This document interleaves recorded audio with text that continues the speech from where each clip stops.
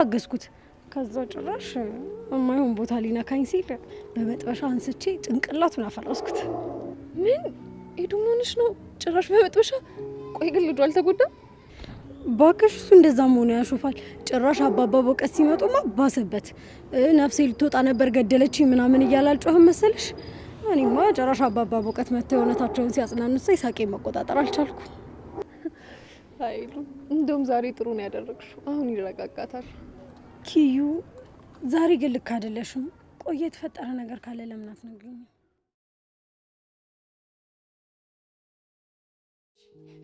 የኔ ውድ ባለቤት አፈቅራለሁ። እሺ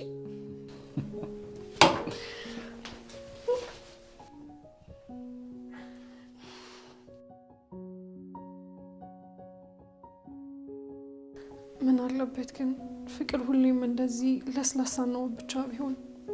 ምን አለበት ግን እንደ አበባ ፈክቶ ብቻ ቢቀር እሾህ ባይኖርበት?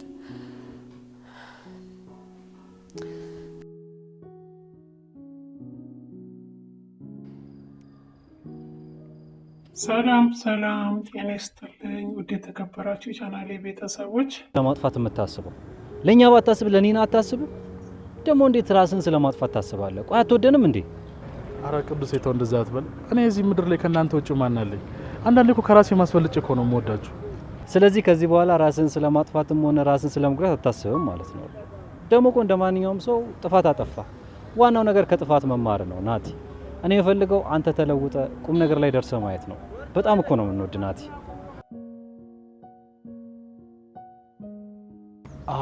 አያርለፍ ውድ የተከበራችሁ የእንግዳ ድራማ ተከታታዮች በሙሉ በያላችሁበት ሰላማችሁ ይብዛልኝ። እንኳን ወደ ቻናላችን በሰላም መጣችሁ። በያላችሁበት ሰላም ክርስቶስ ይብዛላችሁ።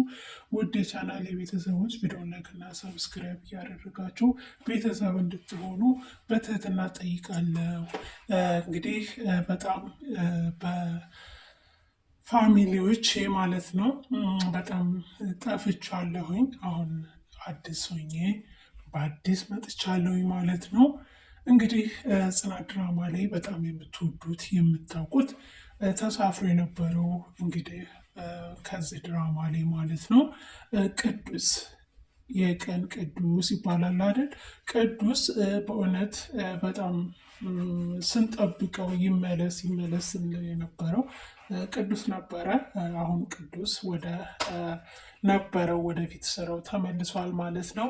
እንግዲህ በጣም ደስ ይላል። ነገር ግን የኪራ ማለት ነው የኪራ ሴቷ እንግዲህ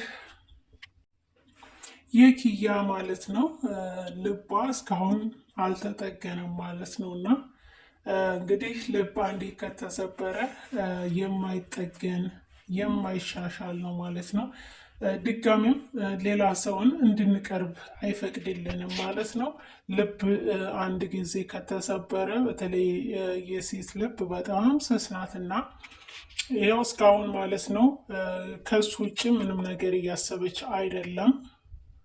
ነገር ግን ደግሞ እሱ ትዳሩን ይዞ ትዳሩን መስርቶ ከቤቲ ጋር ማለት ነው ይገኛል። እንግዲህ ውድ የተከበራችሁ የቻናላችን ቤተሰቦች በዚህ በኩል በአዲስ ዩቲዩብ ቻናል መጥቻለሁ። እያላችሁበት ሰላማችሁ ብዝት ይበልልኝ እያልኩኝ ቪዲዮውን ላይክ እና ሰብስክራይብ እንዲሁም ሼር እያደረጋችሁ አበረታቱኝ። ቀጣይ ቪዲዮ ስለቅ እንዲደርሳችሁ የደውል ምልክቷን በመጫን ቤተሰብ ሆኖ ወዳችኋለሁ። በሌላ ቪዲዮ እንገናኛለን። መልካም ቀን